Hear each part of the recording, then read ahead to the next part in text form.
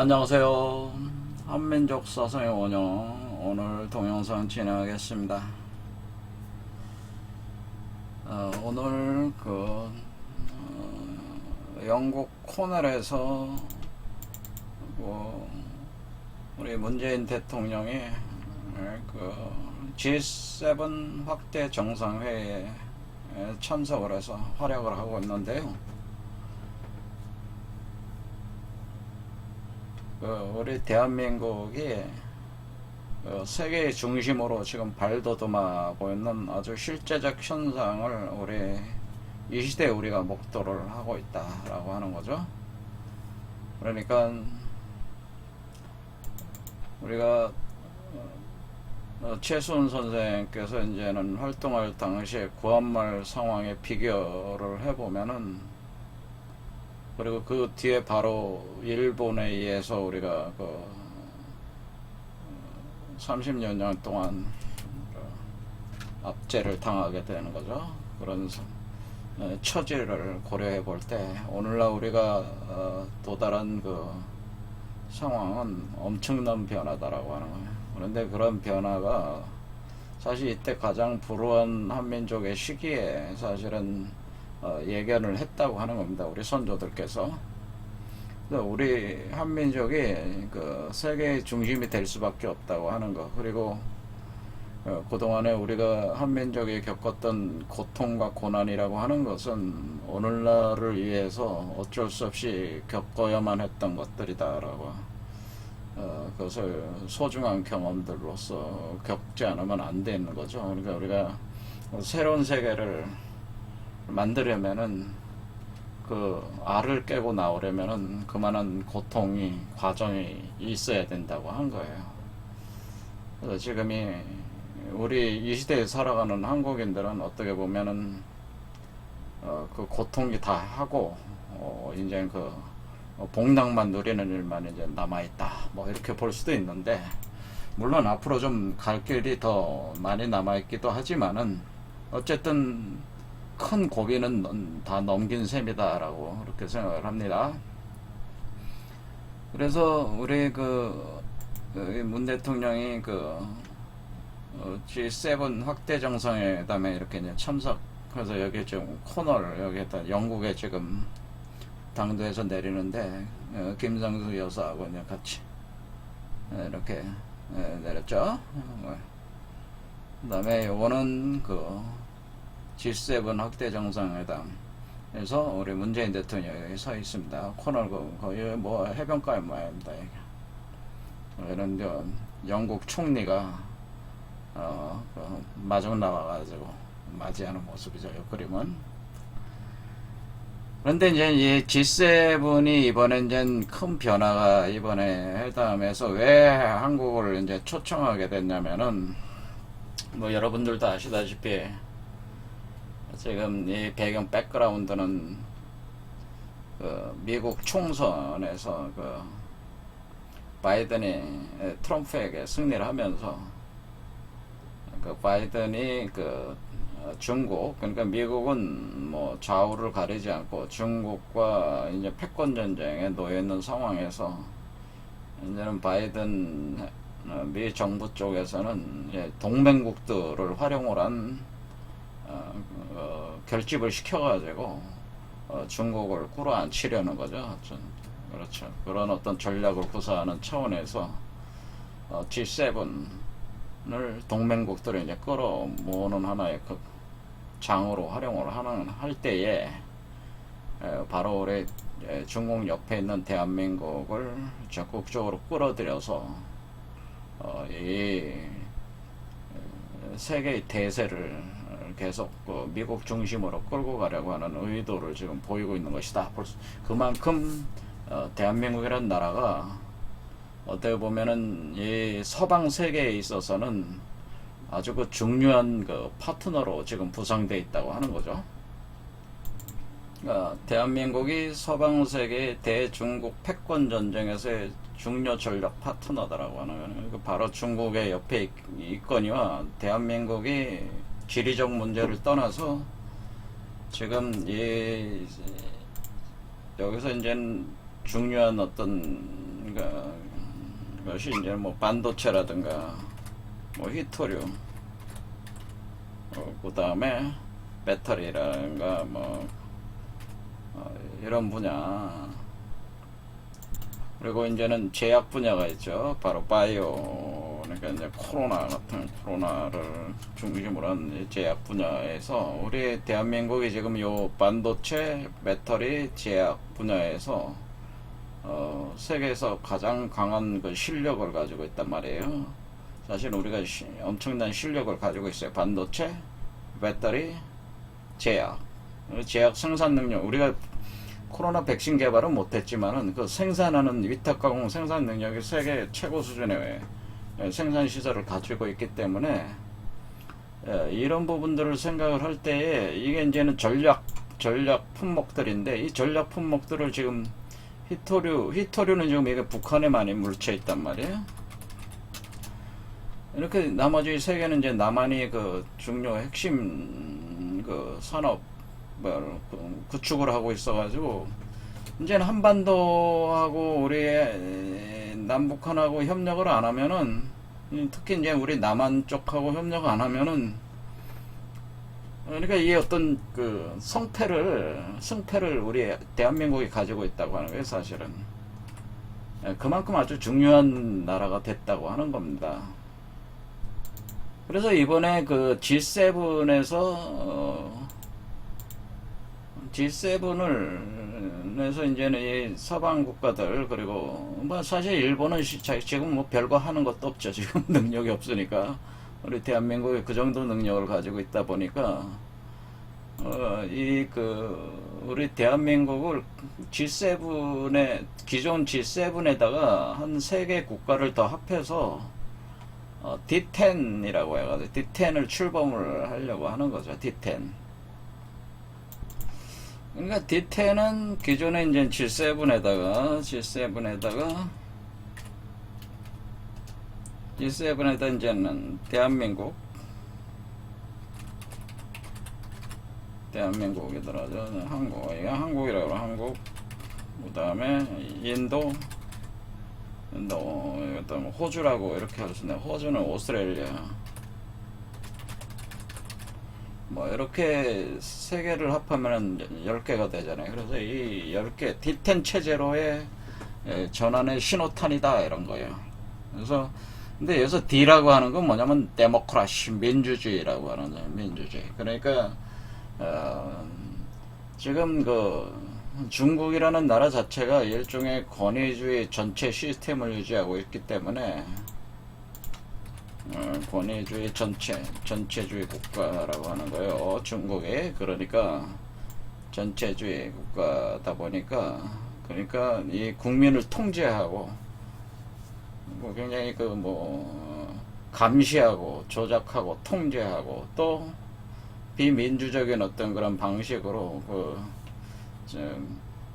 신장 위구르나 티벳이라든가 여러 소수민족들에 대한 탄압이 많이 진행되고 있다, 그렇게 보는 거죠. 그렇게 보기 때문에 이런 어떤 전체주의, 권위주의, 전체주의적인 어떤 그런 국가들이 아닌 진짜 민주주의적인 국가들로 이렇게 민주주의를 선도하는 국가 체제들이다 해서 리더 국가들로 10국가로 이렇게 묶어내서 결국 중국과 사실 러시아까지 견제를 하는 암묵적 어떤 흐름이 있다라고 이렇게 볼 수가 있겠습니다. 그래서 이 D10이 추구하는 것은 일종의 이제 열린 사회, 열린 국가를 추구한다는 열린 사회를 추구하는 국가들을 이렇게 구성이 된다고 하는 것인데, 이건 열린 사회의 그 적들이라는 유명한 책도 있습니다. 그런데 우리가 열린 사회라고 하는 것은 이 반권위주의적인, 반전체주의적인 그런 사회를 열린 사회로 이렇게 생각하시면 되는데, 요걸 이제 민주주의라고 이렇게 보는 거죠. 그래서 요번에 주제가 요거인 걸로 알고 있습니다. 제가 핵심적인 주제가, 논의 주제 중에 하나가. 그래서 우리가 여기서 이제는 이 대한민국이란 나라가 이제 굉장히 중요한 역할을 하게 되는데, 이렇게 됐을 때에 우리가 사실 할 말이 많다 이거죠. 디텐이라고 데모크라시라고 하는 민주주의란 과연 무엇이냐 뭐 이런 겁니다. 그러니까 민주주의란 무엇이냐. 그래서 민주주의란 무엇이냐라는 부분에 대해서 우리 한국의 사상이 사실은 가장 앞서 있다고 하는 거예요. 제가 드리는 말씀은. 그러니까 우리 한민족의 사상의 홍익인간이라고 하는 사상 자체가 민주주의의 핵심을 표현해주고 있는 것이다 라고 하는 홍익인간이라는 게. 그런 민주주의 핵심이다 라고 하는. 왜 그러냐면은 우리가 민주주의라고 우리가 할 때 보통 민주주의라는 개념 자체가 사실은 인권의 바탕을 두고 인권을 어떻게 볼 것이냐라는 점이잖아요. 인권. 그러니까 인권이란 무엇이냐 이런 거와 관련이 돼 있어요. 사실은. 그래서 인권이란 말, 사람의 그 권리라는 게 무엇이냐, 그것이 어떻게 주어지는 것이냐라는 것이죠. 그렇게 할 때에 우리가 그 서방의 민주주의, 이 G7에 속해 있는 거, 일본 빼고요. 일본 빼고, 일본 빼고.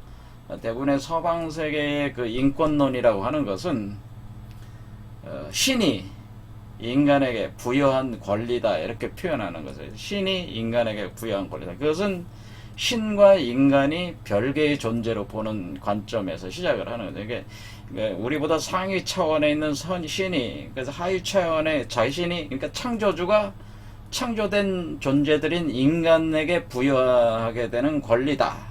이렇게 가지고 있다고 하는 겁니다. 그러니까 이 서방 세계, 우리가 그 서방 세계는 창조주가 창조주가 창조한 피조된 인간에게 부여한 평등한 권리를, 이걸 인권이라고 한다. 근데 일본이라는 나라는 그럼 또 어떠냐? 우리 옆에 있는 나라. 제가 이제 일본에 대한 문명 분석하다가 말았는데요. 이제 또 얘기를 하겠지만은, 일본에서는 국가가 그 백성들에게 부여한 권리다, 이런 생각을 가지고 있어요. 그러니까 이것은 위험한 생각이죠. 어떻게 보면 전체주의적인 어떤 그 사고방식이 사실 일본인들의 그 어떤 사고에 이렇게 깔려있다고 이렇게 보시면 돼요. 그러니까 이런 서방적인 것도 아니고, 일본은 국가 중심주의니까, 이게 국가 중심주의란 말이에요. 전체주의자 국가 중심주의. 이런 사고가 일본이란 나라가 가지고, 겉모습은 서방 세계를 모사를 해가지고 그 형태 자체는 취하고 있지만은, 일본의 내재적인 시스템 자체는 국가가 그 백성들에게 부여한 권리가 그 백성들이 가지고 있는 권리를 그 인권이다, 이렇게 생각을 하게 되니까, 그러니까 국가가 마음대로 국가를 통치하는 그 통치 세력이 자신이 국가를 대변하면서 한다고 하면서 어떻게 보면 백성들을 지배하는 개념이 돼버리는 거죠. 일본이란 나라가 그런 나라다, 그런 얘기. 그럼 우리 그 대한민국은 어떠냐? 우리는 완전히 선진적인 생각을 가지고 있죠. 어떻게 가지고 있습니까? 사람 속에 사람 속에 하나님이 있다. 뭐 그런 얘기잖아요. 우리 한국 사상은 사람 속에 하나님이 있다. 그러니까 지금 어때요? 우리가 지금 그 홍익인간 사상에서 지금 환웅으로 우리 그래서 환인이라는 그 하나님이 어때? 성령으로 사람 속에 내려와 계시는 거 아니에요. 내려와 계시니까 사람 속에 하나님이 있다는 게 홍익인간, 사람을 홍익하고 있는 것 자체가, 하나님이 사람을 홍익하고 있다고 하는 것은 사람을 하나님과 자기와 동등한 형상으로 다시 구현을 하려고 한다는 거예요. 그러니까 이게 창조주가 사람을 자신의 형상으로 구현하려고 한다 하는 거예요. 그러니까 구현을 하려다 보니까 어떻게 돼? 하나님이 사람 속에 직접 내려와서 정주를 하게 되는, 사람 속에서 정되는 게 사람 속에 성령으로 거주하게 되는, 사람 속에서 거주를 하는 거죠. 나라를 열고, 그게 배달신시라고 하는 거예요. 그러다 보니까 사람이 곧 하늘이다라는 생각을 갖다. 그러니까 사람이 곧 하늘이다, 이런 인내천 사상이란 말이에요. 그러니까 사람이 하늘이고 사람이 곧 하나님이잖아요. 그리고 사람은 하나님으로 돼가는 과도적 존재이긴 하지만은 그 안에 사람이 하나님이 성령이 운행을 하고 있으니까 우리 개념으로 따지면은 그러니까 뭐야? 이것은 뭐 누구 저 하나님이 뭐 창조주가 피조물에게 이 평등한 인권을 뭐 권리를 부여한다는 개념 자체가 아니고 그 자체가 그냥 하나님이니까 사람이 그렇죠. 사람이고 하늘이니까 이거는 완전 평등의 개념이 완전 평등. 그러니까 완전 본원적 평등이라는 거죠. 그러니까 생득적, 본원적이고 생득적이다는 적인 평등이라는 개념이에요. 그러니까 우리는 뭐다 본원적이고 생득적인 평등으로서 그 근원이 하나님으로 동일하다고 하는 거죠. 그러니까 이게 우리 한국인의 그 홍익인간 사상이라 그런 얘기죠. 그러다 보니 그렇게 되면은 우리가 이 D10 우리가 데모크라시라고 하는 이 인권에 대한 그러니까 그 데모크라시라고 하는 것이 결국 그 인간을 어떻게 보느냐, 그 인권을 어떻게 보느냐에서 갈리는 것인데 우리 한국인들이 가지고 있는 이 사고 방식, 이런 식의 사고 방식, 이게 우리 선조들이 지금 이게 우리한테 계속 전수해온 한마디로 그런 개념들인데 이런 개념들은 어때요? 사실 최고의 민주주의죠. 사실 최고의 이제 사상이 그러니까 한국인의 그 홍익인간은 최고의 민주주의 사상이다 이렇게 보는. 그러니까 홍익인간이라고 하는 것은 인류 최상의 민주주의적 사상입니다. 그래서 이 홍익인간 사상이 딱 결집이 된 게 동학학에서 인내천으로 결집을 된 거죠. 인내천. 그래서 우리는 인내천 민주주의를 이제 내세워야 된다. 그러니까 우리는 인내천 민주주의니까 어떻게 돼? 사람이 마땅히 사람으로서 누려야 할 권리가 아니고 사람이 하늘이니까 하늘이 하늘로서 마땅히 누려야 할 권리를 누려야 된다고 하는 거죠. 그렇게 되게끔 이 세상을 바꿔야 된다고 하는 겁니다. 이 세계를 어떻게 되는 게? 천국으로 만들어야 돼. 이 세계를 천국으로 만들어야 된다는 거죠. 천국이 하나님이 사는 세계가 천국이에요. 그래서 그 하나님이 사는 세계를 이 세상을 하나님이 사는 세계로 만들어야 돼. 하나님들이 사는 세계들로 만들어야 되니까 지금 우리의 경제 사회 그 시스템을 다 바꿔야 된다는 거죠. 경제 사회 제도를 다 경제 사회 법률 제도를 다 그에 맞게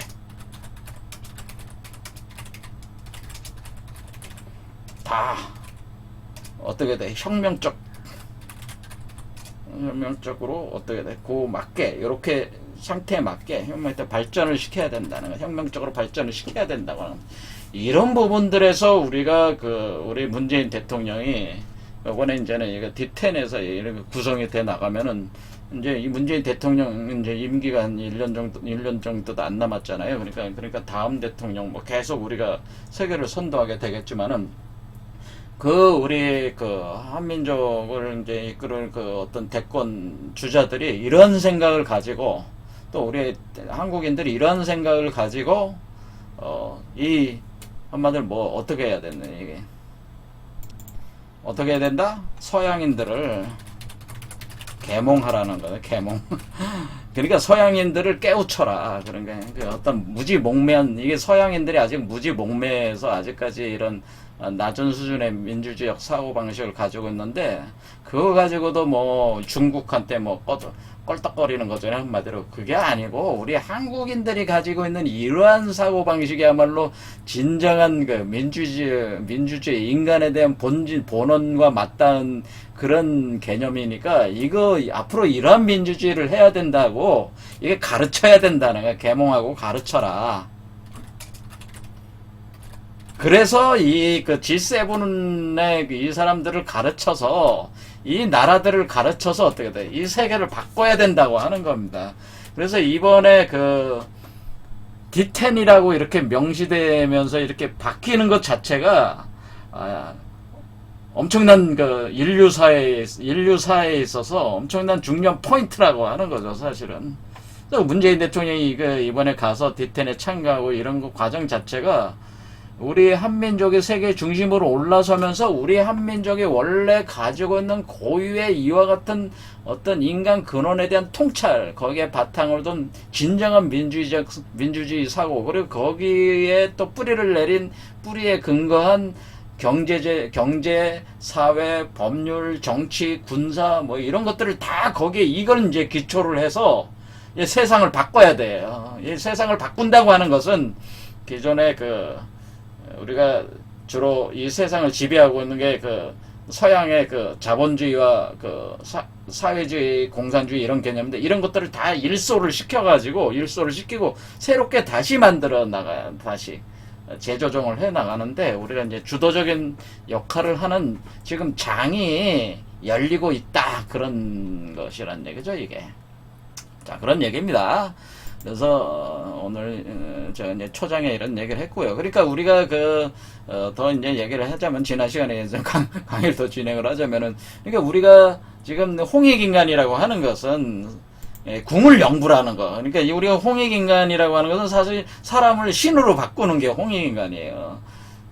그러니까 우리가 홍익인간 합시다고 얘기할 때 뭐 원리인간을 이렇게 하는 겁니다, 이렇게 단순히 얘기하면 안 되고, 이롭게 한다는 거는 그 사람을 어떻게든 신으로 바꿔주는, 그러니까 그 사람이 원래 하나님이니까 하늘이 하늘답게 살 수 있도록 그렇게 되도록 해주는 게 이게 홍익인간이라고 하는 거다. 하늘처럼 살 수 있게, 존재할 수 있게 하는 게 그게 홍익인간이고, 그거를 하려면 우리가 가장 중심으로 하고 있는 게 이제 궁을영부라는 거죠. 궁을영부라는 메커니즘을 통해서 그냥 바뀌는 게 아니고 궁을영부라는 메커니즘으로 이게 바뀐다고 하는 거죠. 그게 동학에서. 그래서 우선 궁을영부에 대한 것들을 더 깊이 이해를 해야지, 진짜로 이것이 사람이 하늘이고 하늘로 바뀔 수 있고 이 세계를 바꾸는 어떤 그런 기초적인 어떤 메커니즘이 이렇게 되는구나라는 거를 이제는 공부를 해야 됐다. 우리 한민족 사상의 원형이야말로 사실은 이 세계를 바꿀 수 있는, 이 궁을영부 사상이야말로 세계를 바꿀 수 있는 아주 핵심 중에 핵심 사상이에요. 그러니까 이게 뭐 막스즘 뭐 이런 게 아니고, 뭐 그런 것들이 아니고, 이 사회혁명하는 그런 사상 중에 제일 유명한 게 막스즘이잖아요. 막시즘. 그런 거는 이 우리 궁을영부 사상, 홍익인간 사상에 발끝도 못 쫓아오는 사상들이야. 그건 완전히 시대에 뒤처진 거고. 근데 아직 중국 사람들이 아직 시진핑이나 얘네들이 아직까지도 공산주의 가지고 사회주의 가지고 하는 거는 아주 수준이 낮은 거예요. 그래서 중국이 없어져야 되는 이유가 뭐냐면은, 아주 동양 문명의 정수를 나름대로 전수를 받았음에도 오늘날 하고 있는 행태 자체가 완전히 좀 잘못된 길로 가고 있기 때문에 중국이 해체돼야 된다고 제가 사실은 얘기를 하는 겁니다. 이게 중국이 가는 길은 잘못된 길로 가고 있는 것이기 때문에 이 중국 해체는 자연적으로 이렇게 진행될 수밖에 없다, 뭐 이렇게 얘기를 하게 되는 건데, 여기까지 하겠습니다. 지금 뭐 정치 얘기하려고 하는 건 아니니까, 정치 얘기는 제가 행설수설해서 하는 거니까. 근데 오늘 이제는 이게 D10 G7 핵 정상 확대 정상회담에 나오는 거 이거 좀 설명하면서 들어가려다 보니까 얘기하게 됐습니다. 자, 그래서 우리가 궁을영부라고 하는 거, 자, 그래서 궁을영부가, 지난 시간에는 이 궁을영부가 공자라는 사람도 뭐예요? 그러니까 중국의 공자라는 사람도 사실은 궁을영부를 가지고 사실은 득도한 겁니다. 그러니까 공자가, 이 양반이 나이 47이 돼가지고 주역이라는 책을 얻었어요.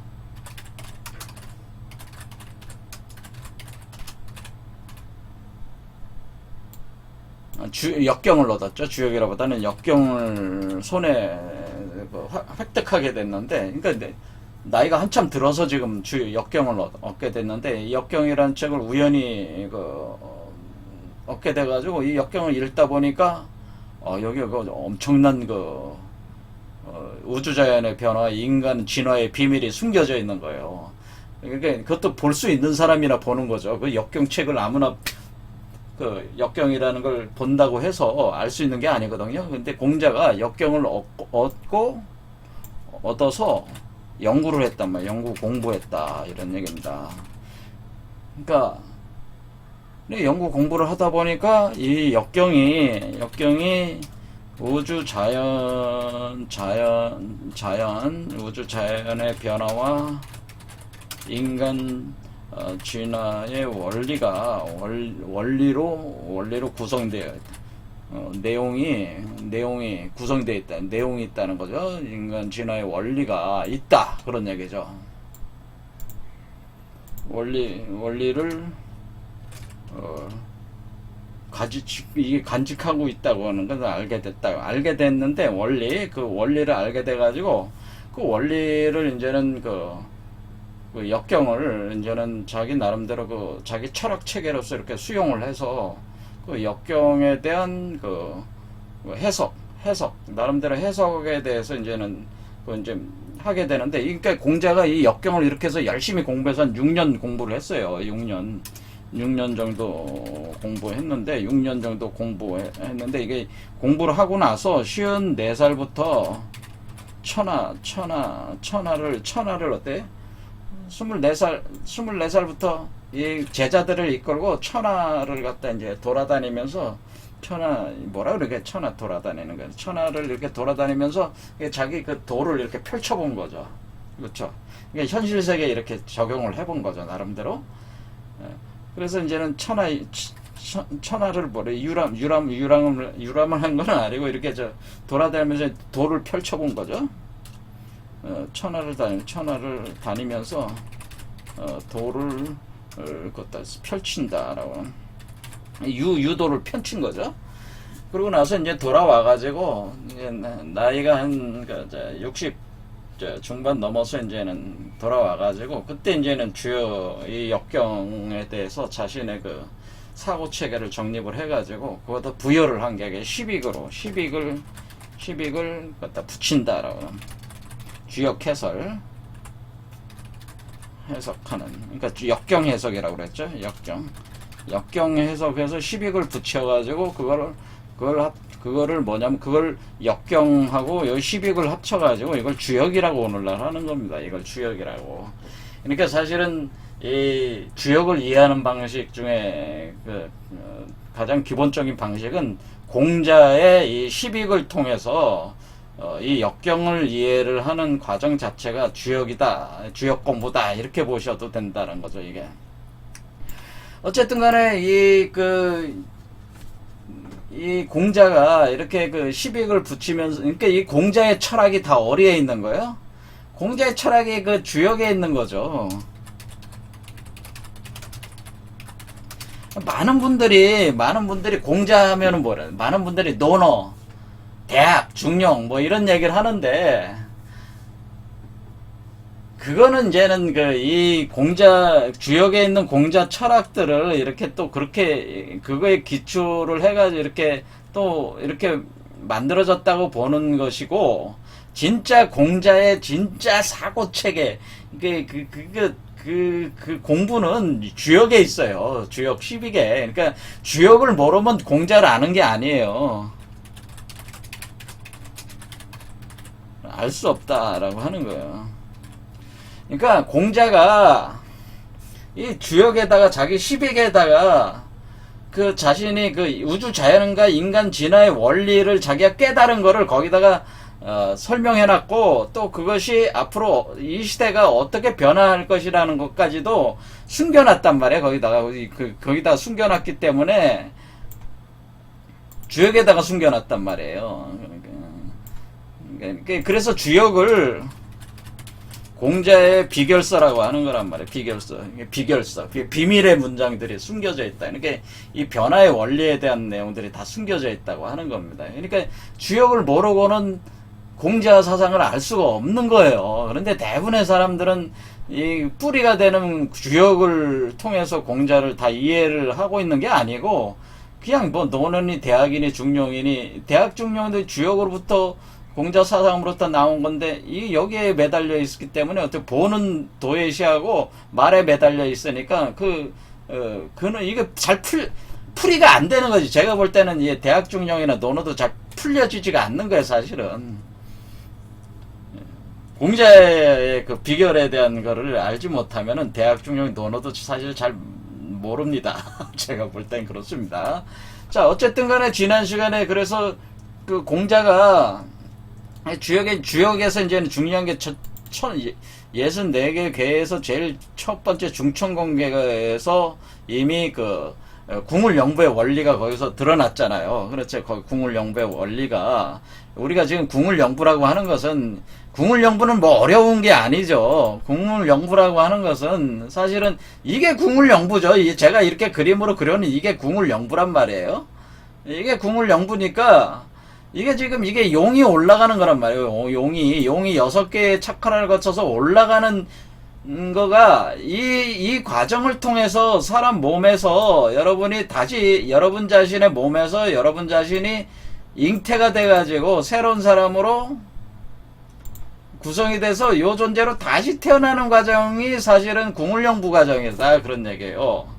그럴 때 이 과정을 설명해 놓은 것이 바로 당군신하고, 이 과정을 설명해 놓은 것이 사실은